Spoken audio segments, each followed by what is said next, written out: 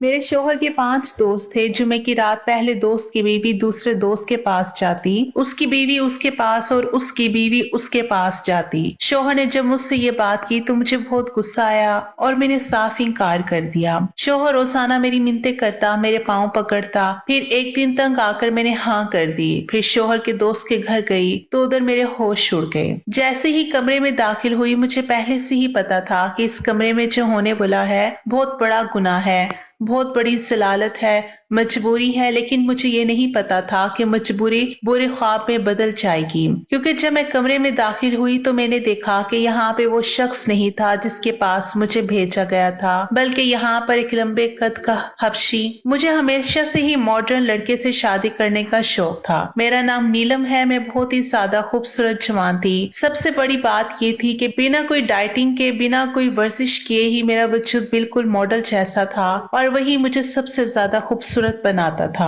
जो भी मुझे देखता कहता था कि आप एक्ट्रेस लगती हैं, आपको तो मॉडल होना चाहिए था। मैं बड़ी खुश होती थी। मेरी शादी एक अमीर बंदे से हो गई जिसका नाम उस्मान था। बड़ी बड़ी पार्टीज में जाना, बिजनेस की बातें करना और पैसों की कोई फिक्र नहीं होती थी। मुझे ये जिंदगी बड़ी पसंद थी।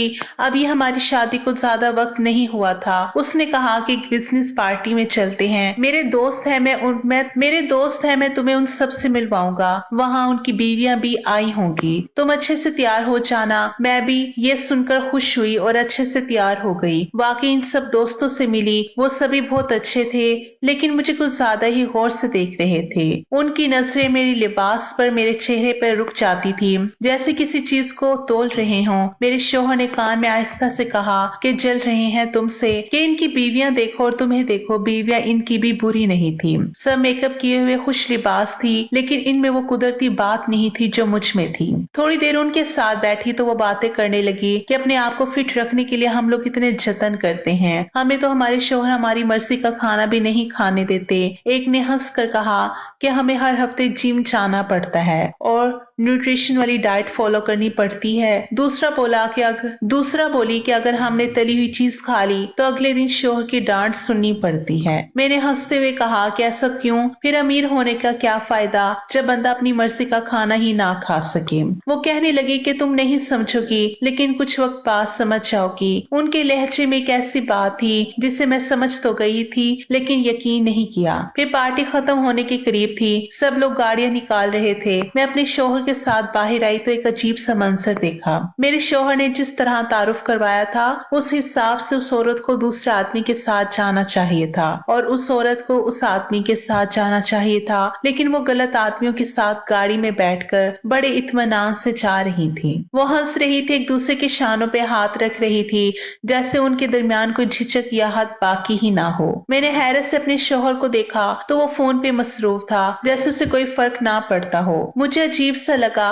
मेरे दिल में सवाल उठा कि अगर मैं किसी दोस्त के शौहर के साथ यूं गाड़ी में बैठ जाऊं तो मेरा शौहर कभी बर्दाश्त करेगा? वो तो मुझे अकेले बाहर जाने नहीं देता। रात को किसी मर्द के साथ गाड़ी में बैठने देना तो दूर की बात है। मैंने उस वक्त कुछ ना कहा। मुझे लगा कि शायद गाड़ी खराब हो गई होगी या किसी ने दरमियान में उतरना होगा। लेकिन जब अगली 2-3 पार्टीज में मैंने यही मंजर देखा तो मेरे शक यकीन में बदलने लगे। हर बार जो जिसकी बीवी थी वो आती अपने शौहर के साथ थी, लेकिन जाती दूसरे के शौहर के साथ थी। कुछ की नजरें मिलती थी, कुछ के हाथ एक दूसरे के हाथों पे रुके रहते थे और सबके चेहरों पे एक अजीब सी चमक होती थी, जैसे वो सब किसी खुफिया खेल का हिस्सा हो। अब मुझे ये मामला गड़बड़ लगने लगा। मेरी नींदें उड़ने लगी, दिल में वसवसे आने लगे कि कहीं मेरा शौहर भी तो इन सब की तरह नहीं। मैंने सोचा कि अगली पार्टी में सब कुछ अपनी आंखों से देखूंगी ताकि मुझे असल हकीकत का पता चल सके। मैंने अपने शौहर से ये बात पूछी तो उसने बात गोल कर दी। उसने कहा कि नहीं, ऐसा नहीं है, वो गाड़ी खराब थी और एक दूसरे के घर के साथ ही रहते हैं,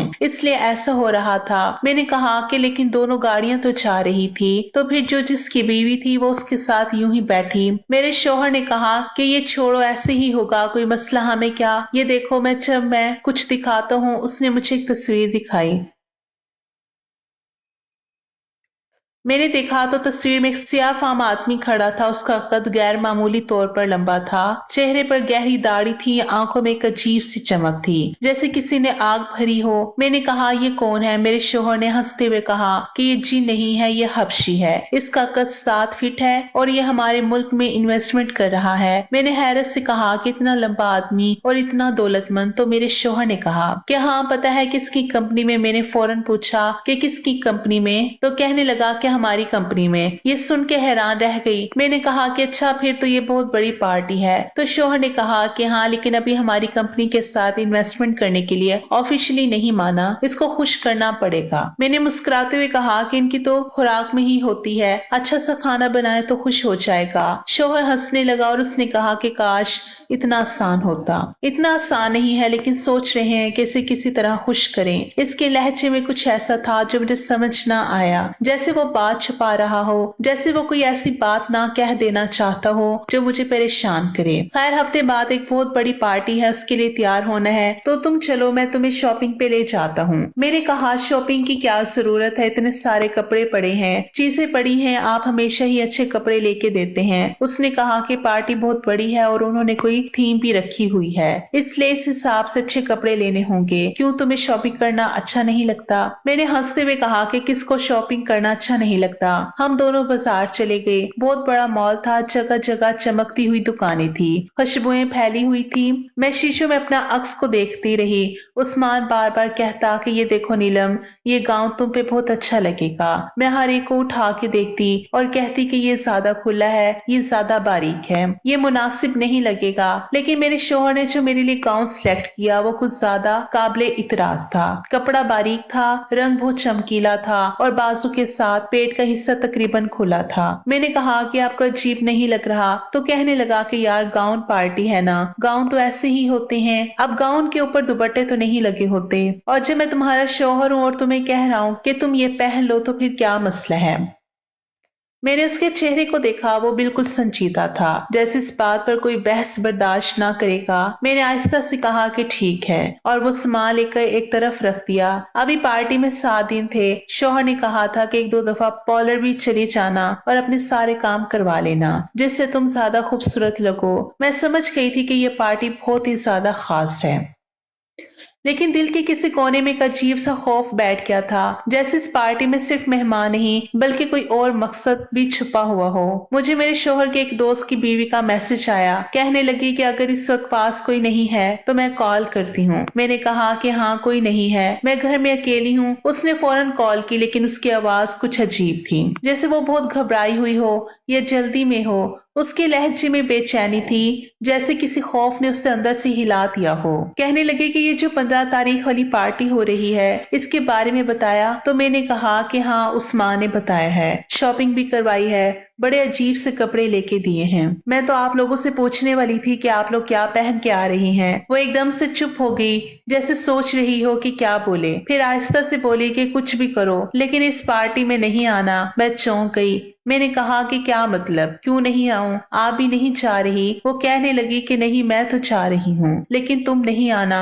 बस तुम बताना कि तुम आ रही हो या नहीं। मैंने कहा कि कैसे ना आऊं, उस्मान ने तो बाकायदा तैयारी करवाई है, बार बार कह रहा है कि बड़ा जरूरी दिन है, और मुझे खुद भी तजस्सुस है कि ये सब क्या है।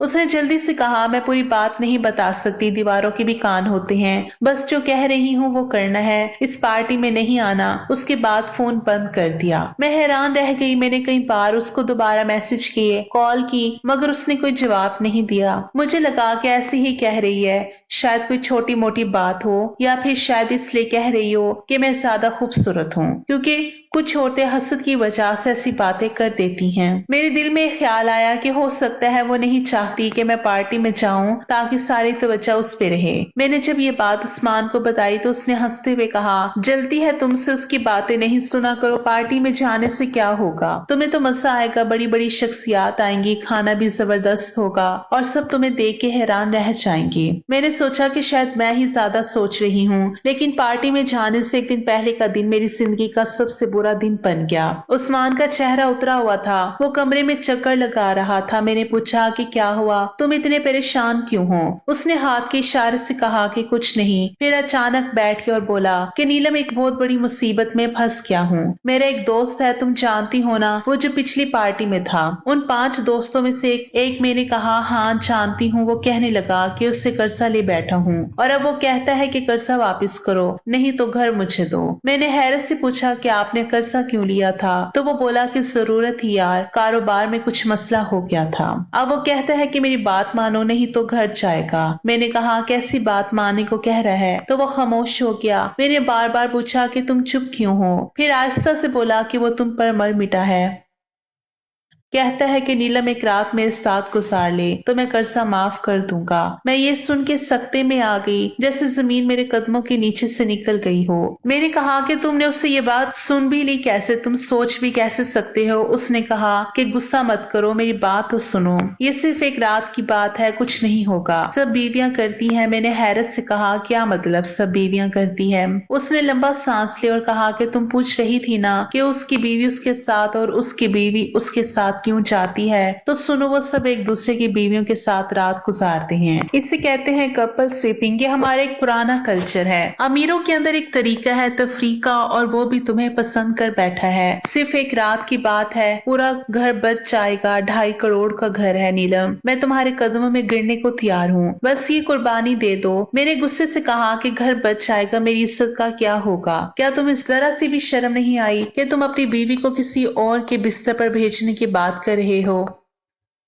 उसने कहा कि तुम बिला वजह जज्बाती हो रही हो, ये नॉर्मल बात है, सब अमीर घराने यही करते हैं। मैंने तड़प कर कहा कि फिर इसका मतलब ये है कि उनकी बीवियां तुम्हारे साथ भी रात गुजार चुकी हैं? उसने नजर झुकाई, फिर आहिस्ता से कहा कि हाँ। मैं हैरान रह गई, मेरा जिस्म कांपने लगा, मेरी आंखों से आंसू निकल आए। मैंने कहा कि मैं कहाँ फंस गई हूँ? ये कैसी जिंदगी है जिसे मैं ख्वाब समझती थी, वो तो असल में दोज़ख निकली। उन लोगों के कपड़े साफ हैं लेकिन उनके दिल काले हैं, उनकी महफिलें रोशन है लेकिन उनके अंदर अंधेरा है। मैंने साफ इनकार कर दिया। मैंने कहा कि चाहे घर चला जाए मैं अपनी इज्जत नहीं बेचूंगी। वो बार बार समझाता रहा मगर मैं पत्थर की दीवार बन गई। मैंने दिल ही दिल में फैसला कर लिया कि मैं किसी भी कीमत पर इस पार्टी में नहीं जाऊंगी। जैसे जैसे पार्टी का दिन करीब आ रहा था मेरा शौहर परेशान होता जा रहा था। वो देर रात तक जागता रहता था, बार बार फोन करता, किसी से बात करता और जब मैं पूछती कि किससे बात कर रहे हो तो कहता कि बिजनेस का मसला है। उसके चेहरे पर फिक्र की लकीरें गहरी होती जा रही थी। वो खाना भी ठीक से नहीं खा रहा था मगर मैं सोचती थी कि उसके खाना ना खाने की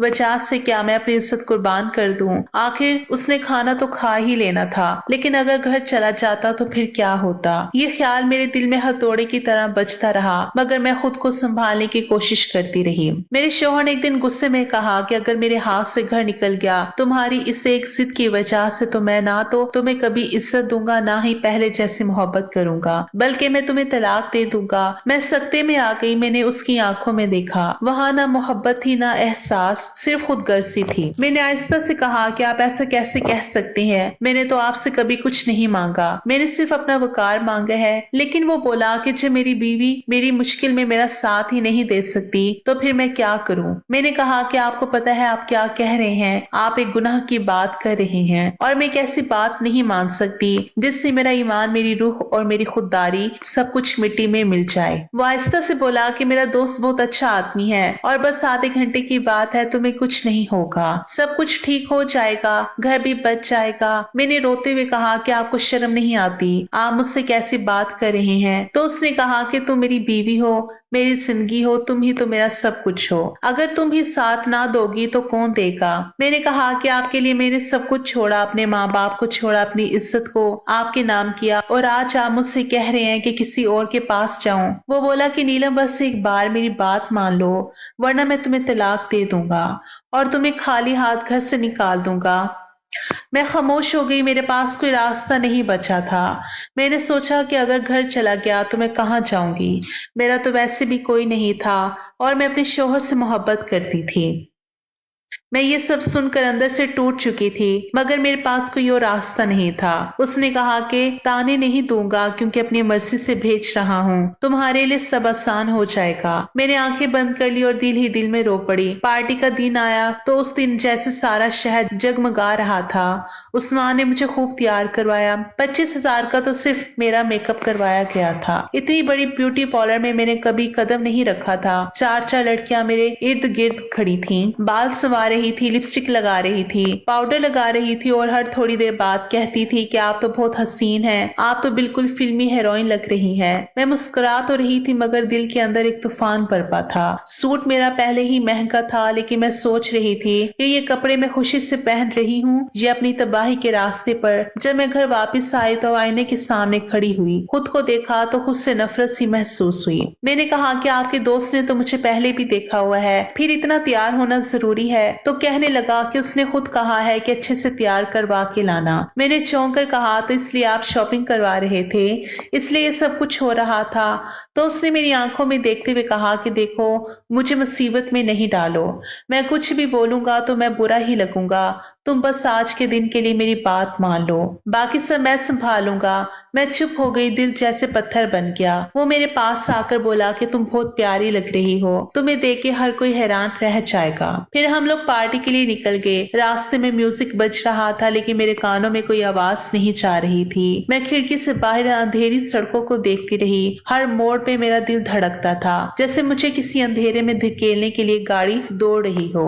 पार्टी वाकई बहुत खूबसूरत थी। बड़ी बड़ी गाड़ियां लगी हुई थी, रंग बिरंग रोशनियों से सारा हाल जगमगा रहा था। हर तरफ खुशबू फैली हुई थी। अमीर लोग मुस्कुरा रहे थे, गले मिल रहे थे और मैं एक ऐसी दुनिया में दाखिल हो चुकी थी जहां सबके चेहरे रोशन थे मगर दिल मुर्दा थे।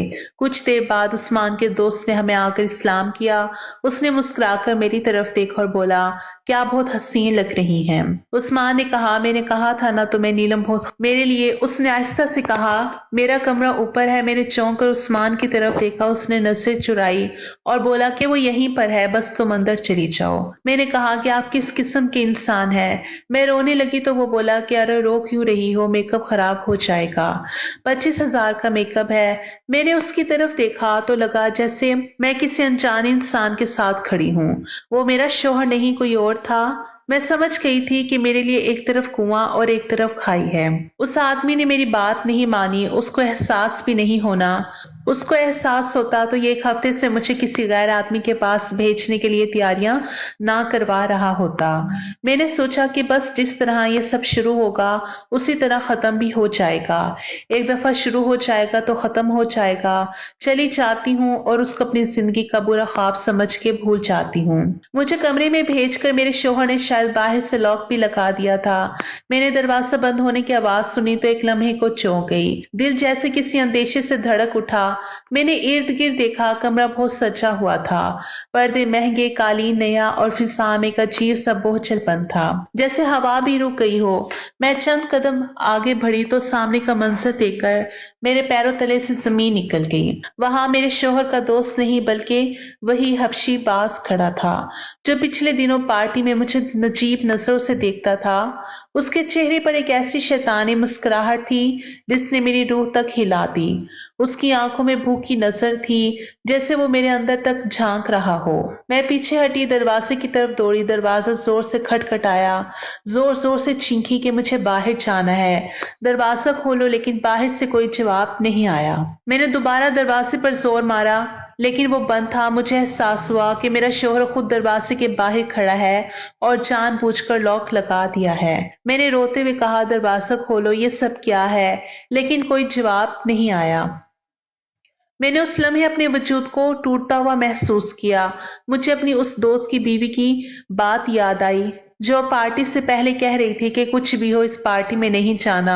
उस वक्त मैंने उसकी बात को मजाक समझा था, लेकिन अब समझ आई कि वो मुझे खबरदार कर रही थी। वो सब कुछ जानती थी कि मेरा शौहर और उसके दोस्त क्या खेल खेलने जा रहे हैं। मैंने दीवार के साथ टेक लगा ली।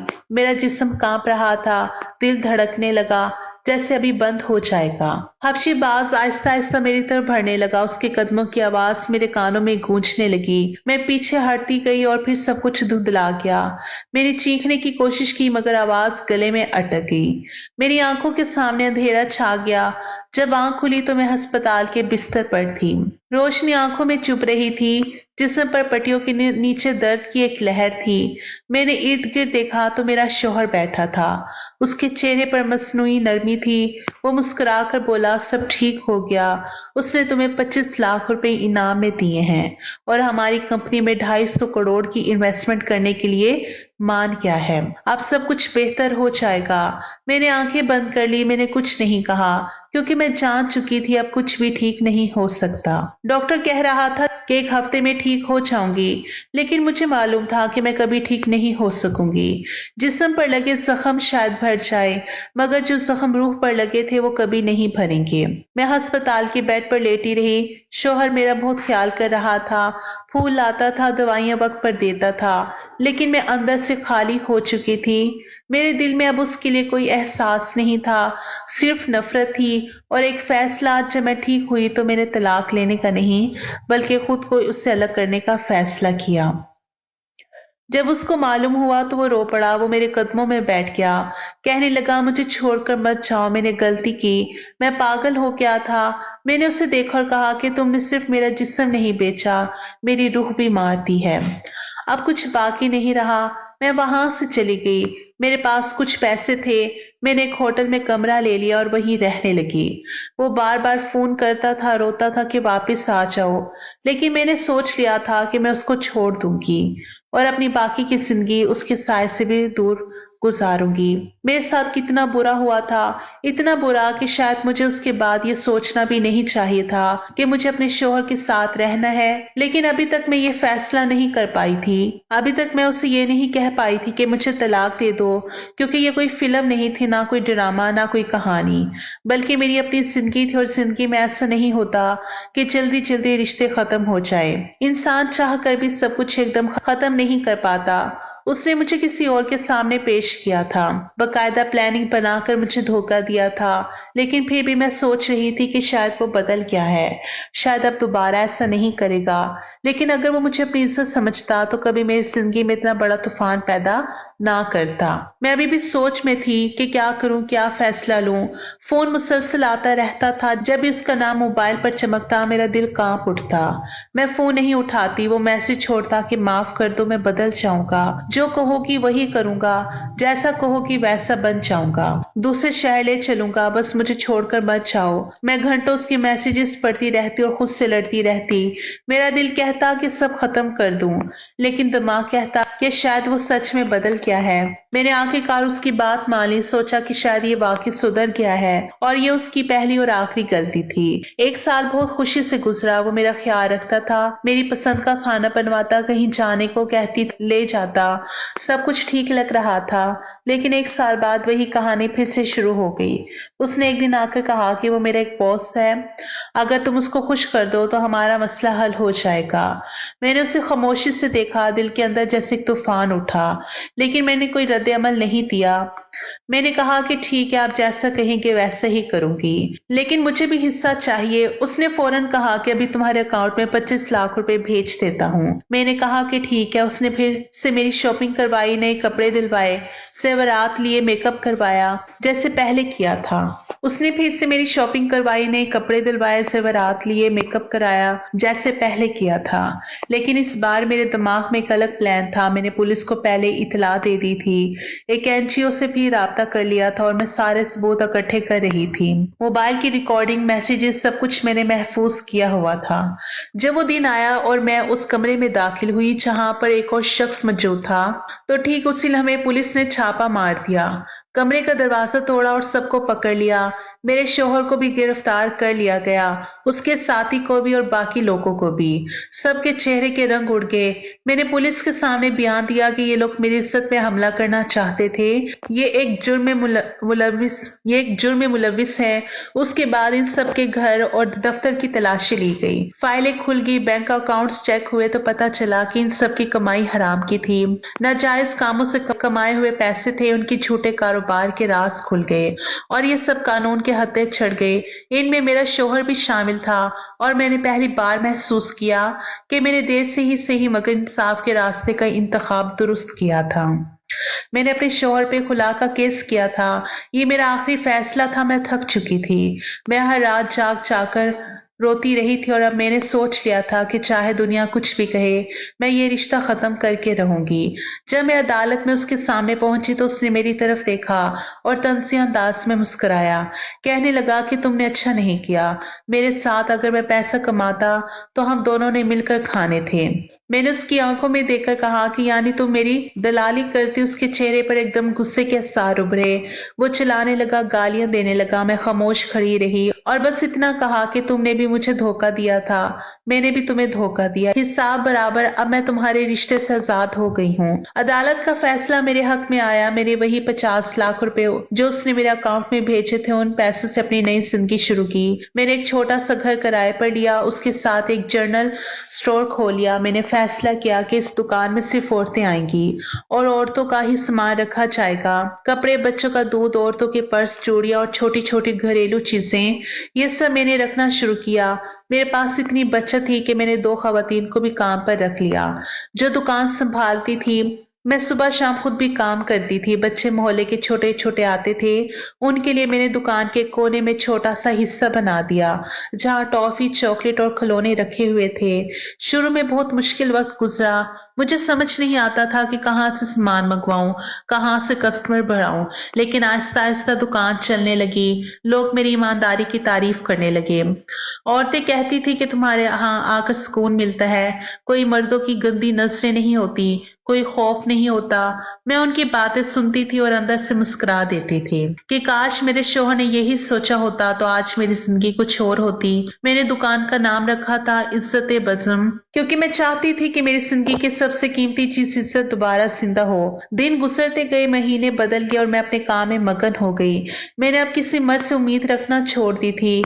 मैंने अपनी दुनिया खुद बनाई थी। मैं खुद कमाती थी, खुद खर्च करती थी, खुद फैसले करती थी, किसी पर इंतजार नहीं करती थी। हर नमाज में बस एक दुआ मांगती थी कि परवरदिगार मुझे साबित कदम रखना, मुझे किसी के सामने हाथ फैलाने की जरूरत ना पड़े। मेरी माँ अक्सर कहती थी कि तलाक के बाद औरत की जिंदगी खत्म हो जाती है, लेकिन मुझे लगा कि मेरी जिंदगी तो अब शुरू हुई है।